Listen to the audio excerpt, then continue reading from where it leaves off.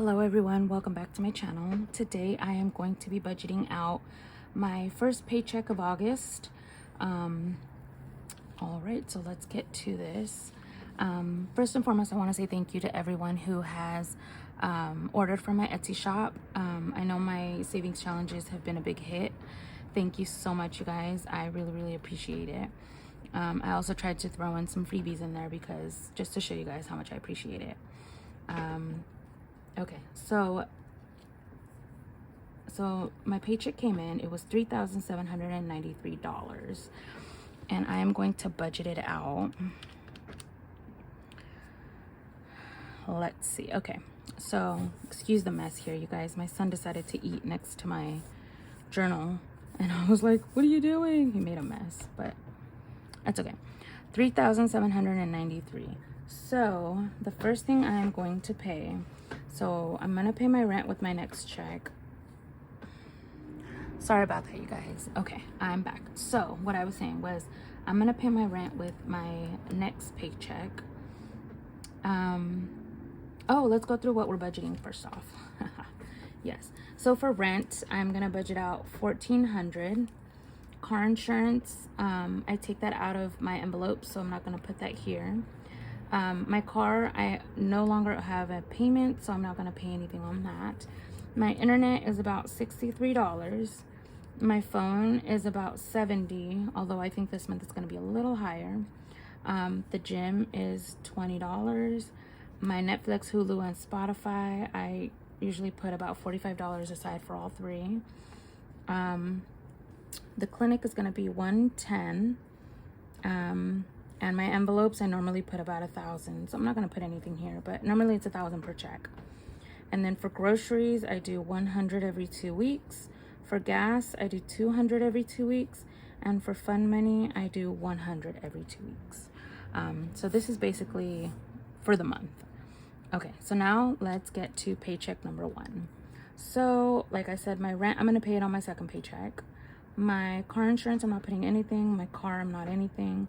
My internet, I am gonna pay it next paycheck. My phone, so my phone this month came out to $110, and that is because I went out of the country and I paid for I paid $35 to have unlimited voice, and basically I could be on my phone as if I was out here. So I paid $35 extra to do that out of the country. So my phone bill came out to $110. And I'm going to pay that with this phone bill. This paycheck, I mean. My gym, I'm going to pay it with this paycheck, which is $20. And my Netflix, Hulu, and Spotify, I'm going to pay it with this paycheck, which is going to be $45. And then my clinic, I'm going to do the next paycheck because I still have plenty of pills. And then these, obviously, these. Okay, so let's see. So $37.93, we're going to subtract the $110. $36.83, we're going to subtract the $20. We're going to subtract the $45. And then the $100, the $200, and the $100. So that leaves $32.18. But my envelopes, like I said, I usually take out $1,000 each paycheck to put to my sinking funds. So I am left with $22.18. So what I'm going to do with that is I'm going to put $2,200 towards my student loan. So that would be $2,200. And if I subtract that, I'm left with $18, which I'm just going to leave that in the bank and leave it as a buffer. So hopefully with this payment, I will owe probably about $12,000 to $13,000. I'm so excited, you guys. My student loans are going down, and that is the very last loan I have. And I'm just super excited. All right, so on to budgeting out my envelopes. So I already wrote down the 6 envelopes that I chose last time for my 100 envelope box and my 2K savings. So we're going to subtract that now. Minus 104, minus 99, minus 57, minus 56, minus 23, minus 55, minus 15. which I'm left with $591. So now I'm gonna distribute this through my other sinking funds. So 591, let's put 100 towards Christmas. Let's put nothing towards my registration. 100 towards insurance, because I like to pay that all at once, all 6 months at once. For my car maintenance, we're gonna put $50. And then for miscellaneous, which is basically laundry, I always put $40. So minus 40. And then for the clinic, I'm not gonna do that this one. I'm gonna do it next one. So we're not gonna put nothing towards that. And then for vacation, I'm gonna put $100 towards my vacation because I haven't saved up anything. Oh man, what did I do? I haven't saved up anything for Vegas, you guys. What am I doing? Hold on. 1,000 minus 100 minus 100 minus 50 minus 40 minus 104 minus 99 minus 57 minus 56 minus 23 minus 55 minus 15 minus 100. Okay, so I have 201 left. So I'm not going to put anything towards retirement and investing. I'm not going to put anything towards investing. My son is going to get 100. And I'm left with $100. What did I know? Oh yeah, my cats. I'll just put that down here, cats, because I don't have the category up here yet. I need to fix that. So for my cats, I'm gonna put 100 also. And let's figure out what denominations I will need for this time. So for the Christmas, I could just do a $100 bill. For car insurance, I could do another $100 bill. Car maintenance, we can do 2 20s and 2 5s. For miscellaneous, we can do 2 20s. For 104, my 2K savings, we could do 100 and then 4 1s. This one's 99. Oh my god, I'm so tempted to just put a $100 bill. Since I have you know what, I'm just gonna do it. A $100 bill. 57, we can do 2 20s. 140, we could do 3 5s and 2 1s. So 56, we can do the same thing. 2 20s, 3 5s, just 1 1. 23, we could do 120 and 3 1s. 55, we can do 2 20s and 3 5s. Oh my god, I didn't even notice we have 55, 56, and 57. That's crazy. Okay, so for the 15, we can do 3 5s. For the 100, for the vacation, we could do 100, sway 100, and cats 100. So let's count them. We have 1, 2, 3, 4, 5, 6, 7 hundreds. So 7 right there. 2, 4, 6, 8, 10, 11 20s. 3, 6, 9, 12, 13, 14 5s. 4, 5, 6, 7, 8, 9, 10 1s. So that is what we need. Now I did promise you guys a story, and I will tell you guys this one story of when I was having such a bad day at work, you guys. Such a bad day. A bad night, I should say. So as you guys know, I am a hospice nurse, and my shift is abnormal. My shift is 5 p.m. all the way to 8:30 a.m. the next day for 7 days straight. So I work 7 days on and 7 days off. So I have a whole week off, but then I work the whole 7 days. You know, it's really weird. So I think it was like the middle of the week or something, and then they had called me and told me to go check on a patient. So I'm an on-call nurse, and I basically go, I'm after hours, so I go and check on the patient at home or a facility, wherever they're at, when they have an emergency or when there's something wrong and I need to like assess the patient. So they called me in and told me that this one patient was really hesitant on taking their morphine, which we give morphine when they're agitated, when they're giving, when, let me see.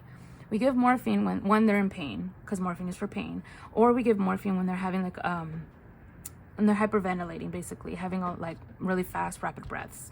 So we give them morphine to calm them down. So the facility was really hesitant on giving this patient their morphine, but they were saying she was having rapid breaths, so they gave her the morphine. And I was like, okay, so I'll be on my way. I had like 3 calls ahead of this, but I was like, all right. So by the time I got there, it was like 9 p.m. basically.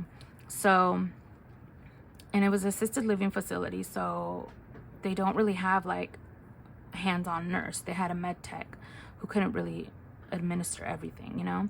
So I walk in and I find the daughter there with her mom, and I was like, oh, okay, so what's going on? And the daughter was kind of, you know, explaining everything and telling me, you know, she was having a hard time breathing, so they gave her the morphine.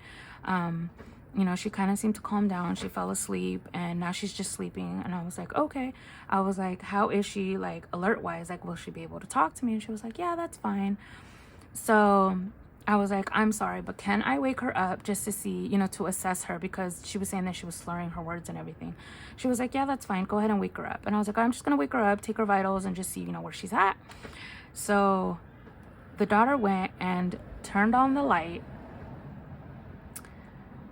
And I don't know if you guys have ever seen like a patient who has passed away. Like, you can just tell when you look at them, they've passed away. You could just completely tell. And I don't know how long this lady had, you know, fell asleep, because the daughter said she fell asleep and that she was snoring. So I looked at her and I was like, oh my God, this patient has passed away. And I look at the daughter, and the daughter was like, and I was like, I think she's passed away. And the daughter was like, no, like she was just in denial. And I was like, you know, it's my job to kind of calm down the family members and kind of be there, you know, as support for them also, because I mean, I can understand it's a very hard and traumatizing thing to go through, right? So I was like, let me assess for a pulse. So I went and tried to find a pulse. I couldn't find a pulse. I didn't see no chest rise. I didn't see, basically she was cold to the touch. We weren't getting any type of response. I went with my stethoscope. I couldn't find a heartbeat. And I had to tell her, like, I'm so sorry, you know, I cannot find a heartbeat. And she was like, no, I feel the breaths. And I was like, okay. At that moment, the med tech walked in and she was like, what's going on? And I was like, I'm trying to find a pulse. I don't find it. Can you help me? And she was like, yeah. So she went in and tried to like assess for a pulse also and everything. She goes, no. And I was like, I'm so sorry, ma'am. I have to call it. So I ended up calling the death. And the daughter was just like hysterical and crying. Like, I had to like hug her, and I was like, I'm so sorry. Like, you know, she went peacefully. Like, you know, I kind of like had to calm her down and everything. But I think that was like one of the most traumatizing incidents that I've had, that I walked in and I didn't expect the patient to be passed away, because I see patients, that's my job basically. Like, I go in when patients have passed away, and I call the coroner or I call the mortuary and I call the family and let them know, and you know, I'm there as a support system and everything. But when you don't expect it, it's a little, it kind of catches you off guard, you know, and then you're just like, what? Like, hold on, I have to kind of, you know, basically explain to myself before explaining it to you, or like trying to calm you down, because I didn't expect it myself, you know. So I had to kind of like calm her down and everything, and I stayed until, you know, the mortuary came and picked up her body and everything. But that was one of the most unexpected and I guess traumatizing, because I didn't really know what I was walking into, you know. And it's hard when the daughter didn't really expect it either, you know. She thought her mom was sleeping, and she was just sitting there on the couch next to the bed, you know. And it was crazy, you guys. I was just like, oh my God. So you guys know my job is not the easiest. My job is not like, it's pretty, how do I say it? Like, it's not hard labor, but it's like hard mentally. And yeah, that was one of the hard ones. So I'm kind of glad that they do give me the 7 days on, 7 days off, because those 7 days off, like, I have a chance to like recoup myself and like kind of get ready for the next week and kind of mentally prepare myself, because it's really, really hard sometimes. I've got so many stories to tell you guys, and I will tell you guys one story each time I do a video. But yeah, with that instance, like, I wasn't expecting it, nor was the daughter expecting it. And I kind of had to, like, at the same time that I was like kind of preparing myself, I was preparing her too, because we both didn't expect it, you know. But I just felt so bad because, like, as soon as you turn on the light, you could just see it. You could just tell that the patient had passed away. And she didn't want to believe it. And she was like, I still feel the breaths. She was in denial, like complete denial. She was like, I still feel her breaths. Her breaths are like right there. I feel the warmth and everything. And even the med tech was like, no, ma'am, I'm so sorry. Like, there's no pulse. There's no heartbeat. There's nothing, you know. And her color was gone. So she was like, you know, you can tell. Like, I was like, I have to call it. So it was completely off guard. But yeah, that's one of the most traumatizing ones. There is another one that, hold on, sorry you guys, my son walked in. But yeah, that was one of the stories that was like the most traumatizing to have to go and see, I guess. And I was fairly new at that point too. I wasn't in this field for a while, you know, so I was like still getting the hang of everything. So but I got plenty of stories for you guys. I will tell you guys one story each time I do a video, and I'm telling you, they are all like really like crazy. All right, you guys, so thank you so much for sticking around and watching. Thank you to everybody who has ordered. You guys, I will link down my Etsy down at the bottom if you guys want to order. If you guys want more stories, please let me know in the comments down below. And if you guys know a nurse, see a nurse, any type of nurse, just thank them, because, you know, or anyone in the medical field, like, I should say, like, because our jobs are not easy. It is not easy. And if anything were to happen, it's always our fault no matter what. And, you know, just to hear a thank you here and there, like, it really does brighten our day. So with that being said, I will catch you guys on the next video. Thank you so much for watching, and please make sure to comment, like, and subscribe. Bye guys.